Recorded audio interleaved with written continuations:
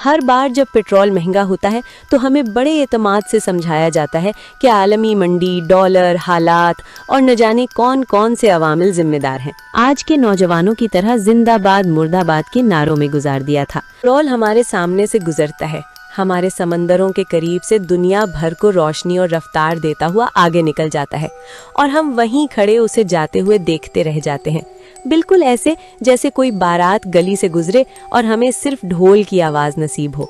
अजीब मंजर है कि रास्ता भी हमारा, मकाम भी हमारा, लेकिन फायदा कहीं और जा रहा है और हम सिर्फ कीमतों की खबरें सुनकर दिल बहला लेते हैं।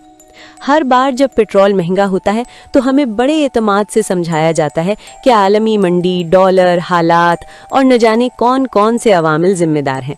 अवाम भी सर हिला देती है, क्योंकि आखिर कब तक सवाल करे।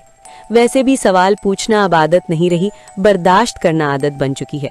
पेट्रोल पंप पर खड़े होकर ऐसा लगता है जैसे हम गाड़ी में पेट्रोल नहीं बल्कि अपनी उम्मीदें डाल रहे हों, और वो भी महदूद मिकदार में। मजे की बात यह है कि हम खुद को तसल्ली देने के माहिर हो चुके हैं। कोई कहता है चलो पैदल चलना सेहत के लिए अच्छा है, कोई कहता है बाइक कम चलाओ, कोई कहता है घर ही बैठ जाओ। यानी मसले का हल हमेशा अवाम के तर्ज जिंदगी को बदलना है, निजाम को नहीं।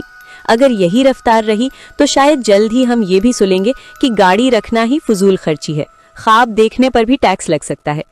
फिर भी हम पुरुम्मीद हैं, क्योंकि उम्मीद पर ही दुनिया कायम है।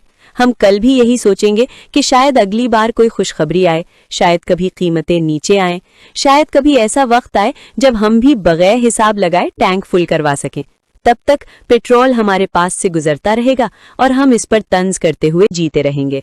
मैं ज़ाती तौर पर इस बात पर भी हुकूमत का शुक्रगुजार हूँ कि आज मैं घर से एकेडमी तक 4 किलोमीटर पैदल चलकर आया हूँ। अगर इसी तरह 1-2 माह तक चलता रहा तो यकीनन दवाओं के अखराजात में खासी बचत हो जाएगी और शायद खोई हुई जवानी भी वापस मिल जाए। वो जवानी जिसका कुछ हिस्सा मैंने भी आज के नौजवानों की तरह जिंदाबाद मुर्दाबाद के नारों में गुजार दिया था। अफसोस है अपनी इस जवानी पर। दर्ज बाला तमाम कीमतें 3 अप्रैल की हैं और पाकिस्तानी रुपयों में जाहिर की गई हैं।